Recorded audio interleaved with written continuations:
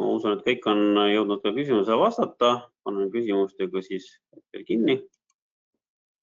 Nii. Siis tutvustan ennast. Minu nimi on siis Marek Laanist, olen BankUpi ärijuht ja olen siis BankUpiga tegelenud üle 4 aasta. Minuga koos on siin ka Silva Simplebooksist. Palun Silva, sõna sulle.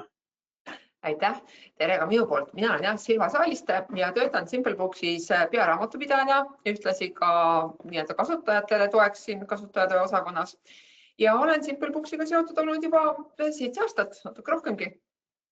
Tegelikult ma alustasin juba Simplebooksi kasutamist enne seda isegi, nii et minu jaoks niisugune armas ja tore tuttav programm. Ja täna me siis püüame näidata, kuidas saavad Simplebooks ja BankUp nagu ilusti koostööd teha. Just. Aitäh, Silva.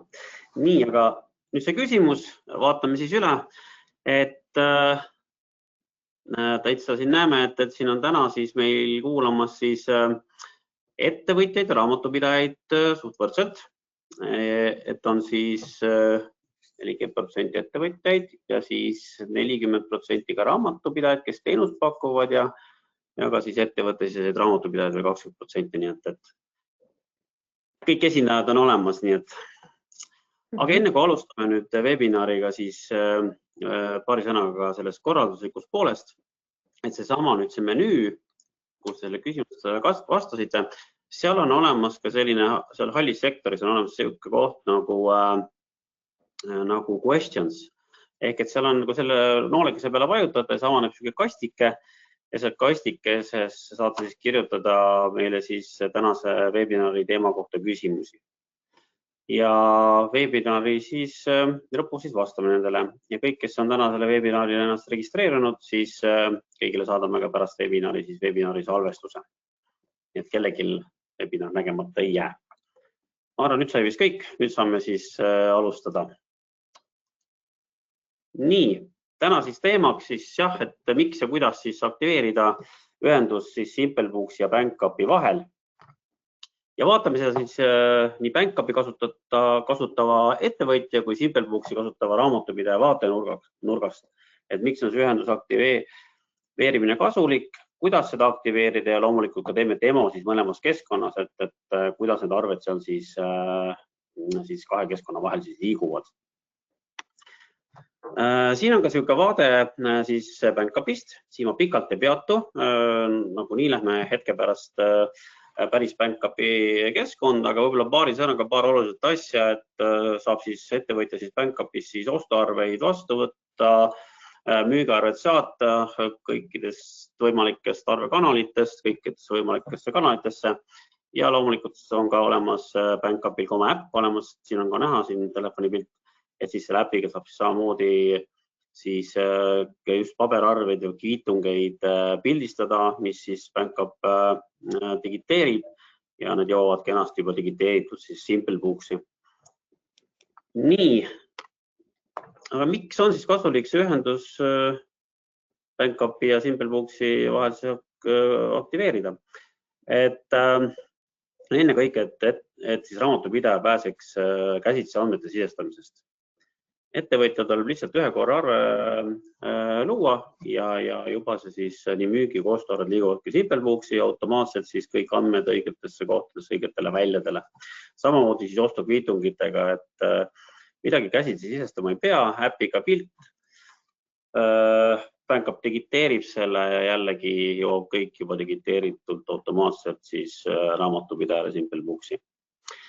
See kõik vähendab siis või kaotab siis põhjust täielikult siis vigade tekkimise riski, et kui käsitsi sisestada andmeid, siis alati võib mingi vigu sisse tulla, aga sellise automaatse arvete liikumise puhul see risk kaob.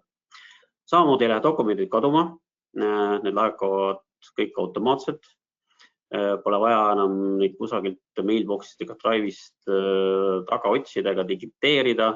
Samamoodi ei lähe kviitungid kaotsi, kui need kohe ära pildistada, nii et kõik jõuavad kenasti raamatupidajale. Loomulikult on ka nende arvete liikumine selle võrra ka kiirem ja efektiivsem ehk et arveid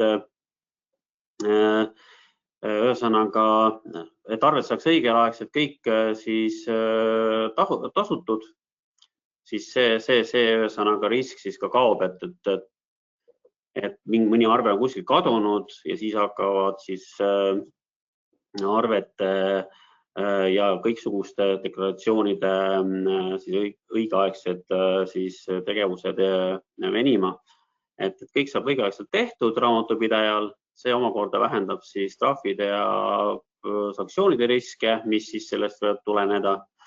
Nii et kindlasti on selline siis arvete liikumine kiire ja efektiivne. Siis ka turvalisus. Dokumendid liiguvad turvatud kanaleid pidi siis kahe keskkonna vahel ja nendele pääseb siis ligi ainult siis isikud, kellel on siis BankUpis õigused ja siis ka SimpleBooksis õigused. Just, ja ma tahaks ise ka veel selle raamatupidaja vaatenurgast siit turvalisuse poolt öelda, et kuna nii palju on seda küberkuritegevust praegu, siis kunagi ei tea, millal keegi võtab sul selle meilivahetuse niimoodi vaikselt üle ja saadab sulle PDF-i, mis on juba muudetud niimoodi, et kas on saaja nimi muudetud või on pangakonto andmed muudetud. Et kokkuvõttes sa maksad raha kuhugi musta auku ja mingit kasu ei ole. Ja pärast küsitakse, et aga kus siis raha on? Et me raamatupidajatena ju vastutame selle eest, eks ole, et me ei tee küll võib-olla pahatahtlikult, aga ikkagi on ju väga halb sattuda ohvriks niimoodi. Just, täitsa nõus. Nii, ja siis loomulikult viimasena veel keskkonnasõbralikkus. Ehk et paberarveid, neid õnneks liigub täna Eestis juba väga vähe ja usun, et kaovad peatselt üldse, aga ega siis see PDF-arved ka päris patused ei ole, et kui neid siis meili teel seal saata, et eks see tekitab ka tohutult digiprügi, et kui nad liiguvad automatiseeritult, siis jällegi on see keskkonnasõbralik. Nii, aga ma arvan, et siit on nüüd paslik minnagi edasi siis BankUpi ja vaatame üle siis BankUpis, kuidas need arved siis siit välja liiguvad. Selline näeb siis BankUp välja töölauana ja esmalt siis liigungi siis ostuarvete alla ja proovime siis ühe ostuarve siis vastu võtta ja saata siis SimpleBooksi. Selleks ma tegin hoopis täna sükse asja, et ma võtsin ühe tšeki ja proovin seda siis kohe siis meie BankUpi äpiga siis pildistada, et kohe on näha, kuidas siis tšekid on sellised, ma olen saanud aru, sellised, mis kipuvad ettevõtjatele taskusse jääma ja siis tuuakse raamatupidaja laua peale ja siis nad pole tuhmunud ja kulunud ja siis peab raamatupidajatega vaeva nägema, aga teeme siis, näitame, kuidas asi tegelikult väga lihtne on. Ja raamatupidajad ei ole üldse mitte õnnelikud, kui need tšekid veel 20. kuupäeval lauale jõuavad. No täpselt. Nii, tegin pildi ära. Laadin ülesse. Nii ja vajutan laadi ülesse dokument. Vaatame kohe. Nägite, siia ta nüüd jõudis, seesama tšekk. Nüüd hakkas kohe digiteerima seda. Nii, ja juba ta digiteeritud ongi. Ja näete, tekib staatus ootab aktsepteerimist. Nüüd ma avan selle arve. Siin on kenasti tšekk ilustiga pildid on näha, mis ma siin pildi tegin. Ja mul ei ole vaja muud teha, kui lihtsalt vajutan aktsepteeri nuppu. Aktsepteerin selle ära. Nii, läheb mõni sekund. Siin ta viskas punaseks, et jah, see tšekk on nüüd mõni päev vana, et on tähtaja ületanud, sellepärast see kiri siia tuli.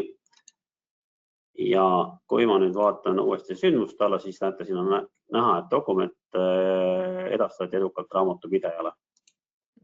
Ja mina noogutan siinpool, see juba jõudis kohale. Mõned. Kõik käib imekiiresti. Nii, aga nüüd liigume siis püügiarvete juurde. Siin ma nüüd samamoodi, mul siin meile on mingid arved siin tehtud, aga mõtlesin, et ma teen siin kohe laivis kiirelt arve valmis. Loo uus arve. Panen siia mingi arve numbri ka, paneme 2, 3, 4. Nüüd on meie enda testkeskkonnad, et sellepärast me saame siin ükskõik, mis arve siin valmis kiiresti teha, et siin ei ole seda muret. Paneme siis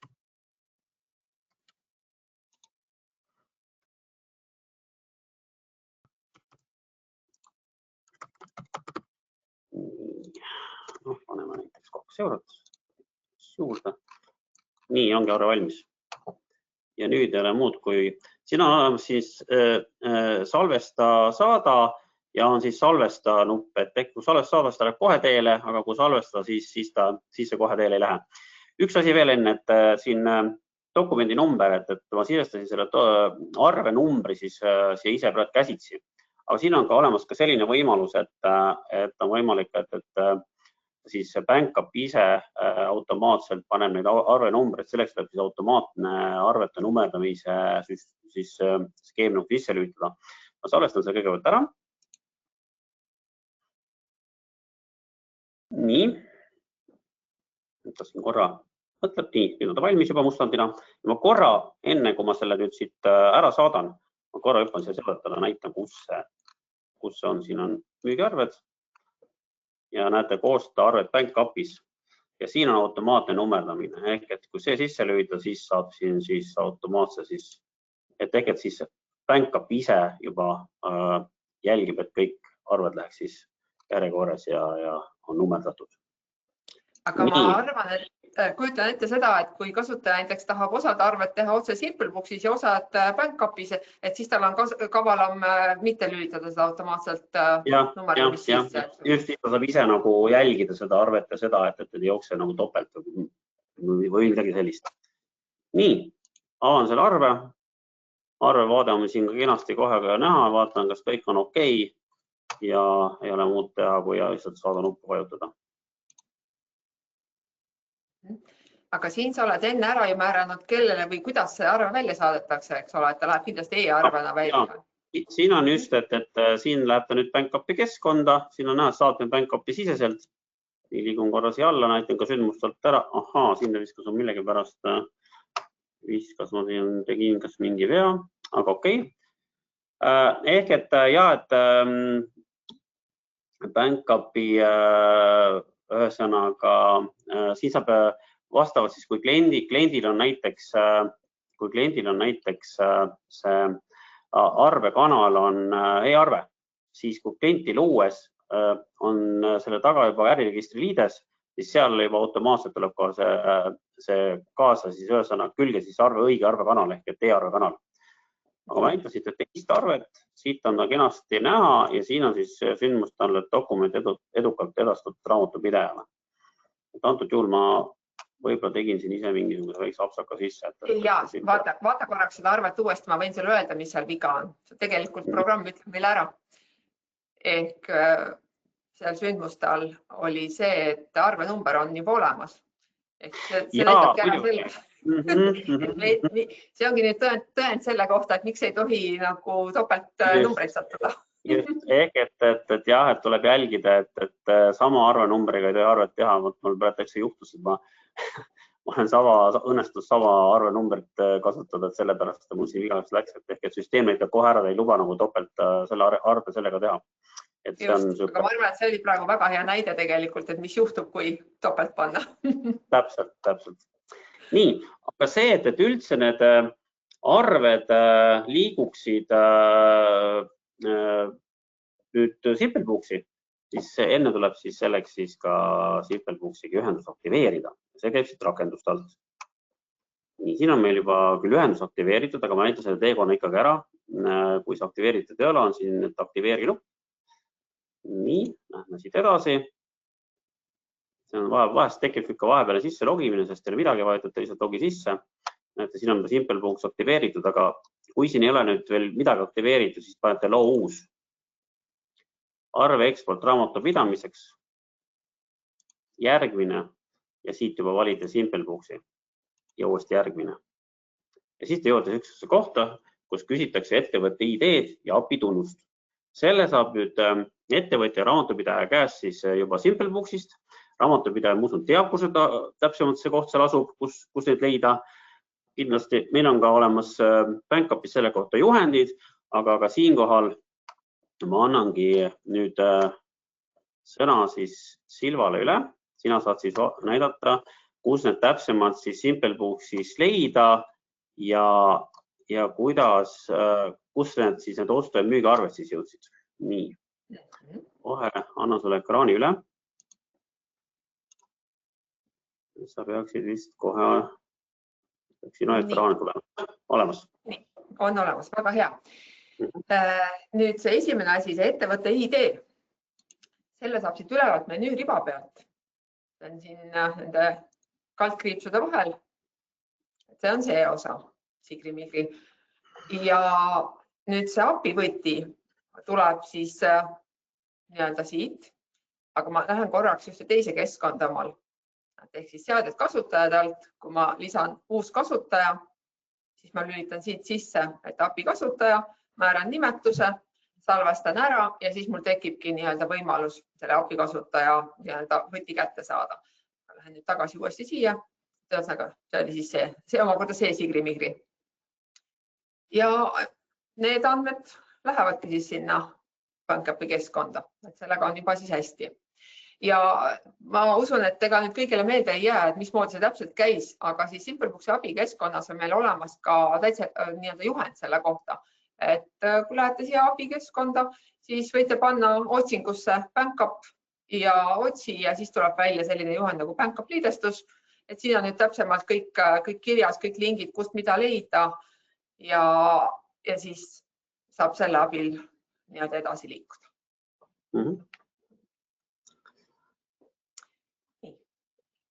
Nüüd ma vist näitan seda müügiarvet näiteks kõigepealt. Meil siin tegelikult on üks teine müügiarve juba varem tulnud. Näete, see arve oli seal BankApi poole peal ka kenasti olemas ja ta on meile kenasti sisse tulnud. Kõik on olemas ja kui te nüüd tahate näha, milline see arve PDF kujul välja näeb, siis siin arve andmed all on arve koopia, klikid siia peale, näed siin külje peal seda.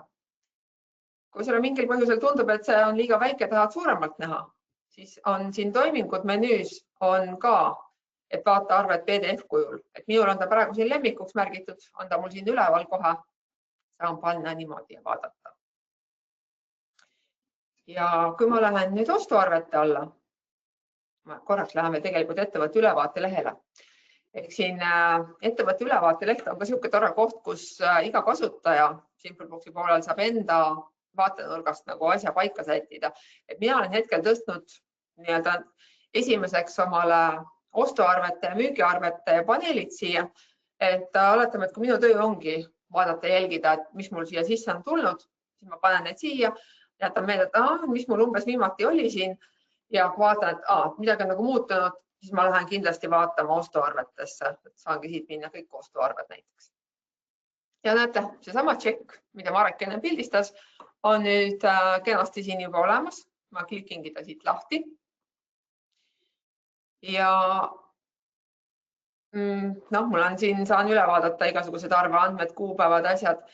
Mõnikord näiteks kütuse tšekkide puhul võib ka olla, et mingisugused imelikud ümardamisvahed on tekkinud, et me saame üle vaadata, et kas kõik on õige. Ja siin samamoodi arvekoopia väljal, klikin selle lahti ja saan üle kontrollida. No näed, tuleb välja, et meil siin ongi kohe sendine ümardamisvahe, või tähendab isegi mitte ümardamisvahe, vaid käibemaks on nagu natuke valesti või teistmoodi tulnud sisse. Siis ma võtan arve muutmiseks, muudan siin selle käibemaksu summa ära, salvestan uuesti ära ja ongi mul arve korras.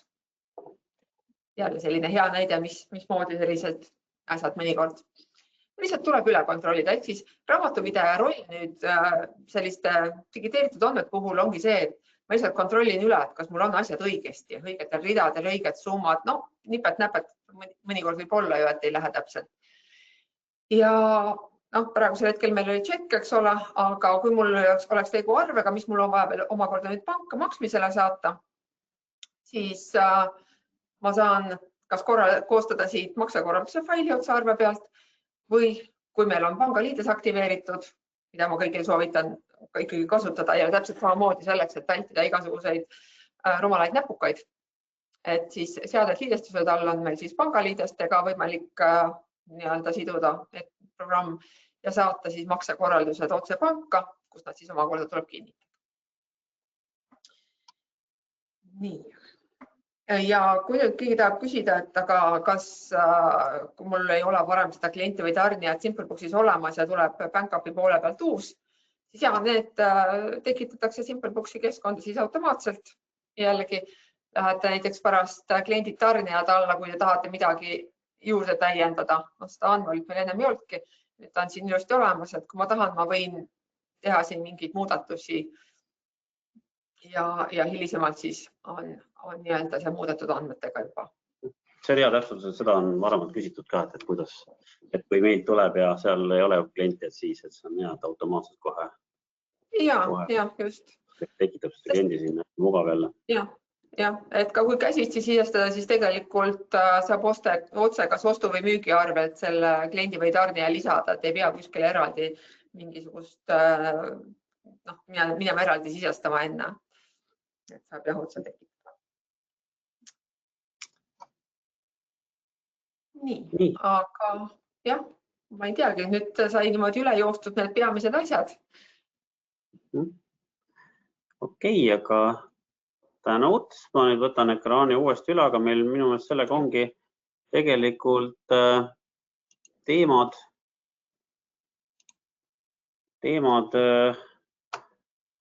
tänaseks saanudki räägitud.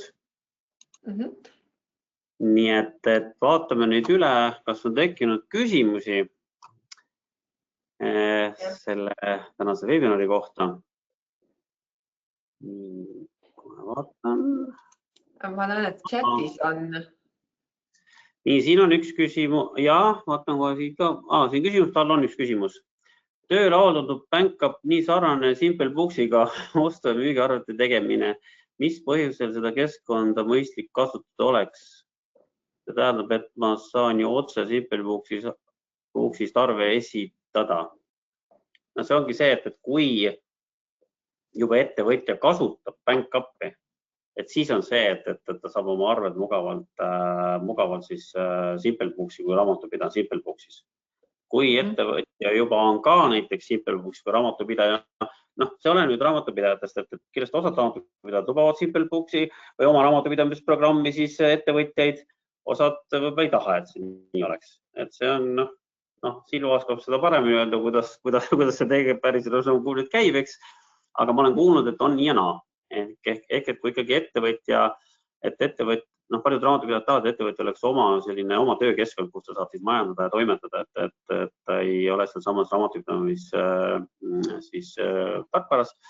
Ja kui nüüd ütleme, see ettevõtja on praegu antud juhul teeb oma tegemisi seal BankUpis, siis ta saab kenasti need oma arved ka siis oma SimpleBooksi kasutavale raamatupidajale siis edastada nii müügikoostöö arved. See on selle asja nagu mõte. Et kindlasti need ettevõtjad, kes juba täna SimpleBooksi usinalt kasutavad, siis loomulikult nemad kasutavad SimpleBooksi edasi, nendel pole jah tõesti BankUpi nagu vaja. Mõnikord on ka niimoodi, et raamatupidajad natuke kardavad ettevõtjaid lasta SimpleBooksi sisse, aga äkki ta keerab midagi nässu. Nendele muidugi ka lootuseks, et SimpleBooksis on ka erinevad kasutusõigused, et sa saad natuke piirata. Aga jällegi SimpleBooksist otse näiteks ei saa saata Soome e-arvet, ehk siis need, kes on Peppoli süsteemis, eks ju. Et selle puhul on BankUp jälle hästi kasulik, et sealt kaudu saab saata. Just.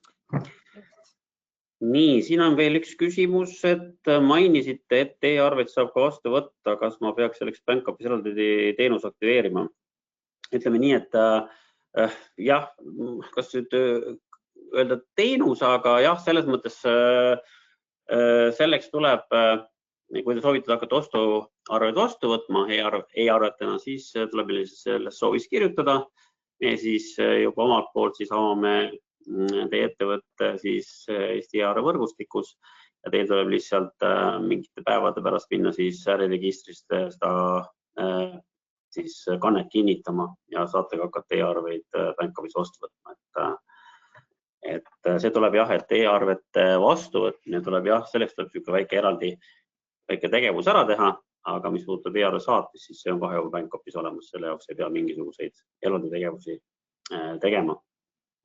Sest e-arve vastuvõtmine ju peab olema äriregistri poolt kinnitatud, et see info oleks kättesaadav nendele, kes siis neid e-arveid saadavad, et selles mõttes ta peab olema avalik. aga jah, e-arve, kui ütleme, on nagu kõigis pakettides see võimekus on sees olemas, lihtsalt tuleb see registreerimine ainult ära teha. Nii, vaatame, kas on siin veel küsimusi või ei ole. Nii, praegu ma hetkel nagu ei näe. Tundub, et see nii põhjalikult kõik ära räägitud, et küsimusi ei tule. Aga sellega on see, et alati võib neid küsimusi tekkida veel hiljem. Et selleks ongi meil siin meie kontaktid siin näha. Et võite julgesti meile kirjutada, meile helistada ja saame kõikidele küsimustele vastused. Jah, just. Ma arvan, siin vist ongi nüüd õige aeg otsa kokku tõmmata. Mina tänan teid kõiki, tänan ka sind, Silva. Aitäh, jah, et siis usun, et järgmiste siis kohtumisteni. Kena päeva kõigile. Kena päeva.